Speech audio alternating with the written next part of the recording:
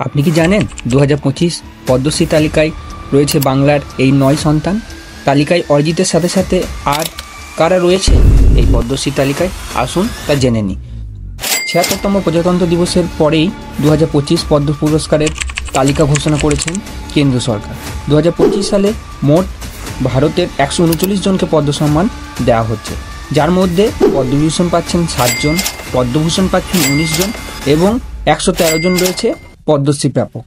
আর এর মধ্যেই জায়গা করে নিয়েছেন বাংলার 9 গর্ব সন্তান। পদ্মশ্রী প্রাপ্ত তালিকায় প্রথম রয়েছেন বলিউড থেকে বিশ্বকাপানো গায়ক, বাংলা ঘরের ছেলে ও মুর্শিদাবাদ জিয়াগঞ্জের বাসিন্দা অরিজিৎ সিং। এরপর রয়েছেন অভিনেত্রী ও গায়িকা মান্তা শঙ্কর।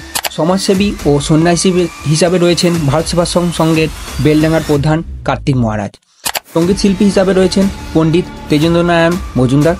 এরপর রয়েছেন ঢাকি গোকুলচন্দ্র দাস। সাহিত্যিক হিসাবে রয়েছেন নগেন্দ্রনাথ রায়। শিল্পপতি হিসাবে রয়েছেন সজন ভজঙ্কার ও পবন গোয়েঙ্কা এবং SBR-এর প্রাপ্ত চেয়ারপারসন অরুন্ধতী ভট্টাচার্য। বাঙালি হিসাবে আপনি কতটা গর্ববোধ করছেন তা আমাদের কমেন্ট সেকশনে জানান।